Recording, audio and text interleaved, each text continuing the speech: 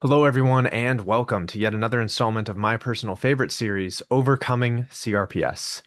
As you guys know, this is my favorite series because I get to showcase one of my many clients from all around the world that has overcome the pain of CRPS and has moved on to a more meaningful and fulfilling life.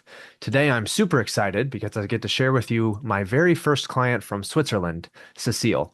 Cecile came to me with the thought that moving or doing anything with the leg was ill-advised because doctors had told her to forget about her leg for 6 months and do nothing on it and wait for it to heal. This was poor advice, as you'll find out in the video, and she sought me out, and we did pretty much exactly the opposite. On top of that, we learned to process a lot of the emotional things that she had been pushing down, so far down, in fact, that those emotional pains ended up as physical pain in her foot and ankle. I'm excited to share all of this information with you and walk through Cecile's story. I'm also excited to show you just exactly what is possible if you trust the process and work through the pain, both physically and emotionally. If you are watching this video and you don't know who I am, my name is Chase Teagarden. I was diagnosed with CRPS a little over 10 years ago. I was relegated to the shadows by my doctors, told that I would never get better and that I was just seeking pills. I even at one point was using my mother's walker to get around and contemplated taking my own life. Thankfully, I did not do that. And after getting out of pain myself, I went on to become a doctor of physical therapy, therapeutic pain specialist, and one of 60 fellows of pain science in the nation. Now I help people from multiple countries get out of pain as well, and I would love to help you do the same. If you're looking for help with your pain, please check the description down below this video, where you will find a link to book a completely free consultation with me, a link to my 8-week self-guided online course with over a decade of my knowledge, and also more links to a bunch of my free resources like other YouTube videos and my free newsletter. Thank you, Cecile, for sharing your story. Thank you for your courage to be in this video, and I am so excited to see where you go from here. I will see you guys in the next video. Take care. Um, Hey, Hi, how's it going? good. And you? Very good. Very so excited. Oh. Do you feel nervous? Yes, I didn't have much time to prepare, so it's going to be live. That's good. I think a lot of people they'll write stuff down, but then I never see them reading. I think they end up just speaking from the heart, you know? Yeah, I think Yeah, that's the best anyhow. absolutely. How are you doing today before we start? Good. A bit tired. It was a busy weekend with a friend's anniversary yesterday, so we ended quite late, Yeah, but it's good stuff. So I love it. I love it. yeah. I'm excited to, kind of introduce everybody to you and, your story and everything like that. My first client in Switzerland. Ooh. That's cool. Hopefully some more. Yeah, yeah, hopefully. I have a lot in that around that area, and then in 2 days I'm filming the testimony for my first client in Thailand. So Oh, yeah. wow. A Thai person or an expat in Yeah, Thailand? Thai, A Thai. Thai person? Yeah, Oh, wow. he's I think he's 10. But he's such a cool kid, so I'm excited to show him too. Cool. Yeah. And you're back in Japan? I'm back in the US. I was in Japan and then I came back for this month because I'm speaking at a few universities. Oh, yeah, you I got said so. invited to, and I figured that'd be a good thing to do. So I'll go back to Yeah. Japan in February probably or something maybe. Okay. Yeah. Okay. Okay. Are you ready?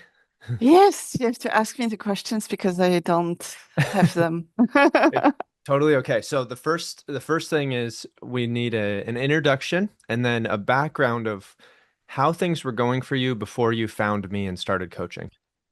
Okay. Okay. So I'm Cécile, living in Switzerland, 42 years old. Yeah. I work in HR in a pharma company, Mm. and I've always been very active. I have a horse and I do quite a lot of sports. And over the years, I had twisted my ankles a lot. And so, with medical doctors, we decided it would be best for me to get an operation on the ankle in order to solidify, well, fix back all the ligaments. Mm. And because I was also very handicapped when I was walking outside and doing sport and so on. And so I did the operation, and about 2 months after, I started getting a huge amount of pain in my foot. Yeah. And so the surgeon quite rapidly diagnosed CRPS. He was he knew about it, but he didn't know how to treat it. He basically told me, "Good luck, and that's bad, and it's going to take a long time." Yeah. Yeah. And so what did I started going to physical therapy, and I started seeing an ergotherapist as well and a sports doctor. And everything I was told was basically forget about your foot. Just think that you put your leg in a corner and that you won't use it for the next 6 months. Mm. And so don't move, don't do any physical activity, don't just sit on your couch and basically wait. And so I had time to look for Chase. Yeah. And I started doing a lot of research, and on one of the Facebook groups, I found you.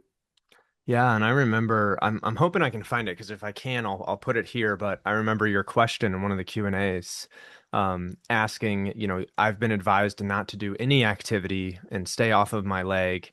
But what you're saying is the opposite, why is that? What should I do? And Mm, yeah, I remember saying that like it really is the opposite of what you should do. Staying off of it would reinforce this fear in your nervous system and this idea that your leg is broken or not safe. And so yeah, I remember that. You just reminded me of that when you asked that question. Um, yeah, and and so yeah, so we had stayed off it, for a while. We were nervous about using and doing things. We couldn't do any of the activities that you loved being an athlete. Um, no. and so, now jumping way forward, what are you doing now after we did coaching? So now I do everything like before, but much more. So I still go on walks with my horse, but then I also started training for high rocks. So high rocks is it's like a fitness race. Yeah. You would run 8 kilometers, and in between each kilometer, you have a physical exercise. It can be weighted lunges, it can be rowing, it can be throwing a 6 kilo ball against a target. It can be burpees, and so it's very intense, and you need your full body because all the exercises require your full body. And so I did training before the operation, but I was limited by my ankle. And now I'm fully back into training, and I did my first competition in October, and Yes. I did a pretty good time for a Yeah. first one. I did it with my partner. So when you do it with a man, the weights are much more heavier than when you're a single female doing it. So I was really, yeah, I was really happy about that and happy not to be thinking about my foot anymore, Yeah. and just being able to train even better than before. Yeah. Wow. For people who know what High Rocks is, they understand just how incredible that is. For people that are just hearing about it, it's like upgraded version of CrossFit from what I understand. Like it's the next kind of next level thing and or the newest thing and yeah, Yeah, it's super intense. yeah. There's Yeah. more cardio than in CrossFit. It's less technical, so everybody can do it, Yeah. but there's much more cardio than in CrossFit. For a lot of people watching who are dealing with CRPS, in their foot or ankle, they're probably like, how is that even possible? So that's super exciting. I love that. You know, During our time going through coaching together for the many weeks we were working together, what do you think the biggest challenge you faced was? It was to go into the emotional stuff Yeah. because the physical stuff, like going back to moving and when you have a flare, what to do, and that was in a way easy, but going to into the emotional stuff where you actually have to, I had to write a letter to my mom and read it out loud to you.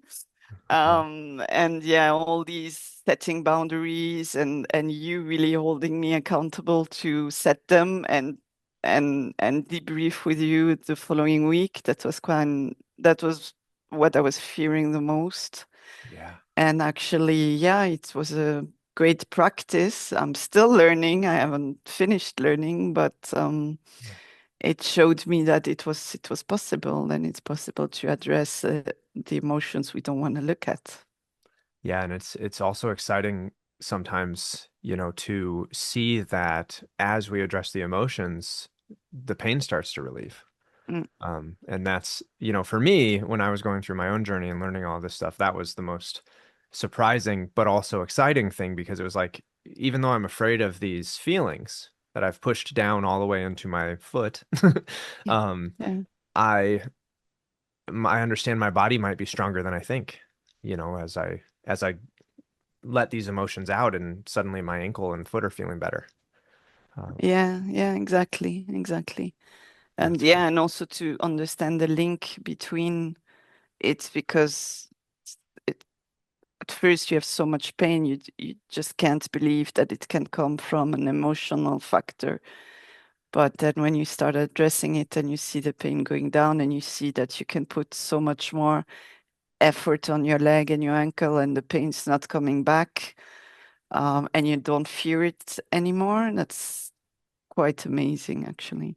Yeah, it's quite interesting because we can so easily, and we've talked about this, but we can so easily accept that the number one day for heart attacks in the US is Monday Mm, because that's the day we all go back to work. mm, And we can also so easily accept that when someone's spouse passes away, a year later they might also die, and people will mm, say they died of a broken heart.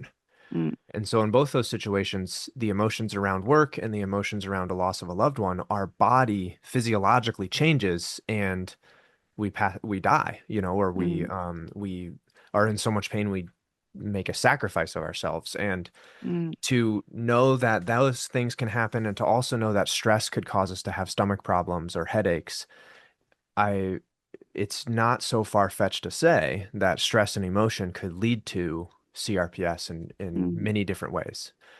mm. Are there things physically we have to do to get back to performing at a high level like you are? Of course. But yeah, absolutely. The emotional aspect is the driving force is true for me and true for you and everybody. Yeah. Um, when we were going through coaching, and we might have just answered this, but what do you think the most important thing you learned during coaching was? It's actually to not fear the pain, um, to be more like curious towards the pain and ask yourself, where is it coming from? What does it want to tell me? And not fear it, because before I was just so afraid to have more pain that I was just doing everything not to be in pain. Yeah, But I was not actually looking at it. I was just trying to ignore it or avoid it. And it's what I really learned is to look at it, and it actually is probably something I can apply in my future life as well for any pain that comes up, just to yeah, look at it and see what the emotion, which emotion is there, what does the pain want to tell me. I think that's the biggest thing I learned. And then also setting boundaries. I mean, that's yeah, like essential. yeah. Yeah, absolutely. And when as you were saying that, I was thinking of some of those charts that we would go over of the pain cycle, both psychological and physical. Hmm. The fear leads to avoidance, and the avoidance leads to disability, and then it recycles itself. And then I'll put on the screen, the chart, the path to freedom from pain is to face the fear, confront your worries, and then you recover. Yeah, yeah, And so, yeah, you're absolutely right. And even further, you're right that when other ailments show up in your life, so for example, you get a low grade headache or you wake up and you have this like tightness in your shoulder, you can ask yourself right away, what's going on emotionally that I might not be confronting? And mm, usually it's a situation like you said where we need to set boundaries or have a conversation or take care of mm, ourselves in a certain way. mm, And the pain will subside in those instances too. exactly, Yeah, exactly. I Yeah. love it. So this clearly answered the next question, which is, do you fear CRPS the way you used to? No, Yeah. no, I have not not anymore, and I I just, yeah, I feel it's I'm sad when I go on these Facebook groups and I see people that have had it for so many years and that are don't find a way out and do therapy over therapy and treatment over treatment. And I'm just, I think when you find a key, you can get out of it. And it's not, it's hard, but it's really doable and it teaches you a lot. So I don't fear it anymore. I hope it won't come back, but I No. don't think it will. And if it comes back, I will also know how to manage it. But I don't think it will come back actually. No, no, it won't. And yeah, like you Mm, said, no matter what feeling of pain we have in our body, you have all the tools you need to manage it. Um, yeah, you can inquire yeah. and do the things we said. And yeah, you're right.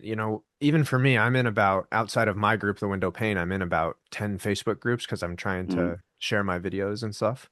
mm, And it is heartbreaking every day to go on Facebook and see just how many people are are stuck, are trapped in this. It really is a mental and physical prison, that exactly. of fear and disbelief that you can get better. It's sad. But with every video we put out like this, every testimony, little by Yeah. little, will reach more people. Yes. That's cool. And it's doable. Yes, I love it. So Doable. what's next for you? What are you going to do now that we've overcome CRPS? What's next?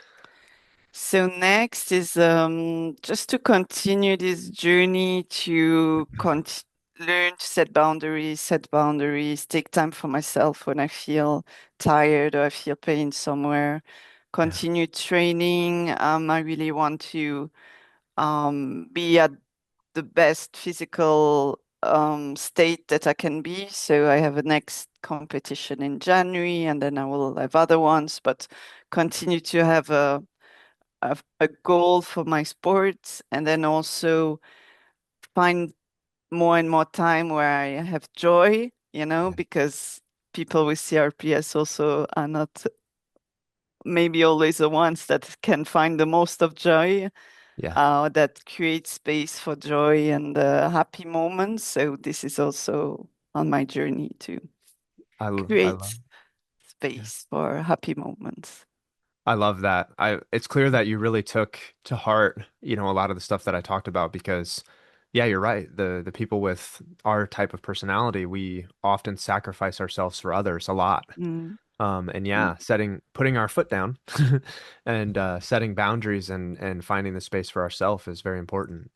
yeah. If you could give people a glimpse, when you say setting boundaries, what do you mean by that? In what areas of your life did you have to do that? Everywhere. At work, I basically thought that I needed to save everybody. So it would be at work with my colleagues and projects and deadlines. I would always be the one stepping in. It would be with my family, my father who was very ill, tr- even though I have a sister, but I thought like I should be the one taking care of him all the time. Yeah.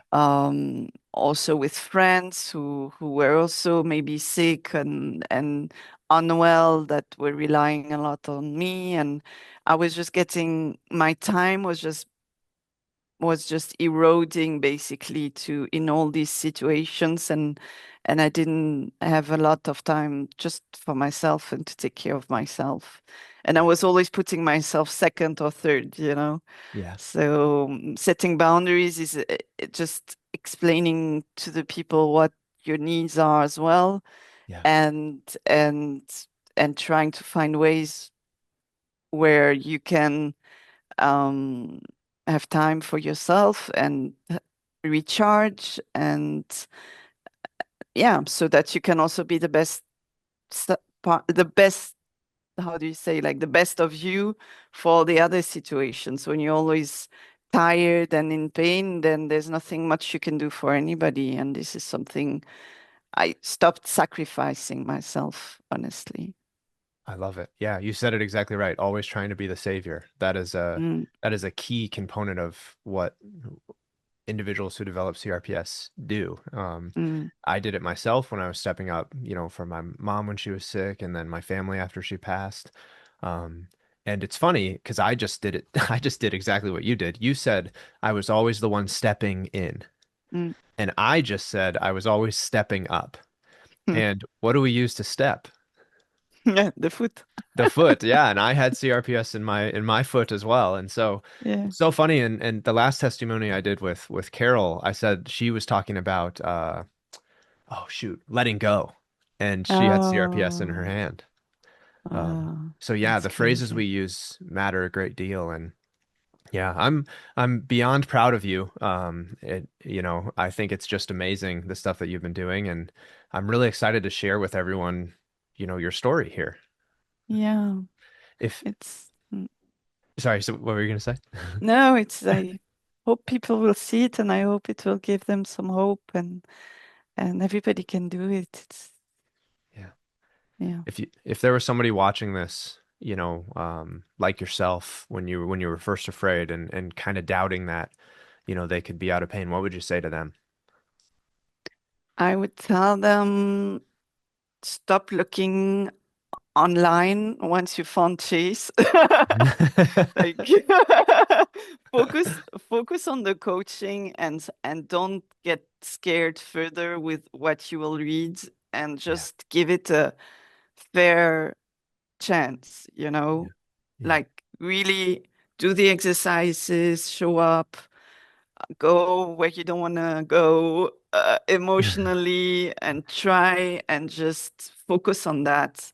And also speak with Chase about everything, because there are stuff like I didn't realize I should tell you, but afterwards, like for example, when I did this neuro Neurological? this yeah test on my leg, where the doctor was like shooting electric current into my leg, and that was awful. And Yeah, I was already in coaching with you, but I didn't tell you I was going to do that, because I don't know why. I was just yeah. separating things from coaching to, but and it actually made things worse for 2, 3 weeks. So it's really also, once you're in the coaching, just share everything, so that Chase, you can get a really full overview, and you can help, because you have so much knowledge on so much stuff Hmm. that it's people in coaching with you should just use it.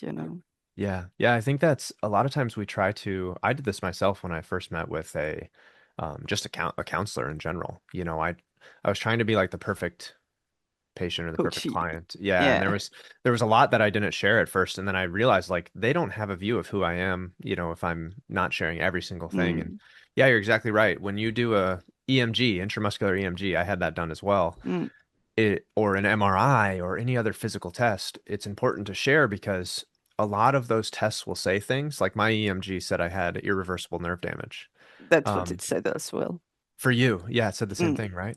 And it ends up not necessarily true. I mean, even if it is true, it doesn't matter. We're doing high rocks. Yeah, it doesn't matter at all, actually, but it puts you down so much when you learn this stuff. Oh yeah. And yeah. Yeah. Mentally, it really puts you down. Mm, That's the biggest mistake a lot of people make is they just continue to go to doctor after doctor and have test after test and get this negative exactly. information over and over and over again. I have a couple clients right now that are doing exactly that. And if you see Mm. this, you know who I'm talking to. But um, Mhm. it's a hard habit to break, because we want that quick fix, but the Yeah. real fix lies in all the stuff we've talked about, right? Yeah, and then and now, like that, I trust my body and I know what my body can do. I don't care anymore, you know. I had the doctor called me back and was like, hey, you have to come for your follow-up to see if something happened to your nerves, if they grew back. And I just said, I'm not coming back because I'm fine, you know. I don't need to suffer anymore and for you to tell me things are wrong. Yeah. I'm functioning, I'm not thinking about my foot. I Yeah. have a fully normal life. I'm super performant at my sport, so what the Why? hell, you know? Yeah, why Yeah. come back? Yeah. Mm, Yeah, and at the same time that we say that like we'll be in pain forever because a nerve was damaged, we can look to someone like, for example, someone whose leg was blown off. mm, Not everyone who has their leg blown off, like in an accident, has pain forever, and their nerves are mm. totally for sure damaged. Um, Exactly. the body can adapt. The body is super resilient, and most Mm, of the things that you would see on an MRI test or on an EMG are actually normal things. I think mm, everybody has a certain amount of denervation. I think everybody, there are people walking around with meniscal tears, rotator cuff tears, herniated discs, etc., with no pain at all mm, because mm, those things are just generally part of aging, part of human mm, life. mm, And yeah, that's the problem. I'm glad you touched on that because that's a big problem with mm, medicine. We attribute things as causes of pain when reality, the real cause of a lot of our physical pain is the emotional pain we've pushed away and pushed down. mm. Yeah, Yeah. exactly. Awesome. Well, thank you so much. I think this is going to be a great video for people to watch, and I already can think of a few people I want to send it to, so you can inspire them. Yeah, And yeah, I hope I can. I I hope I know you can. can. I know it. Okay, well let's wave bye to YouTube and then we'll chat for a little bit. Sound good? All right. All right. Bye, YouTube. Bye.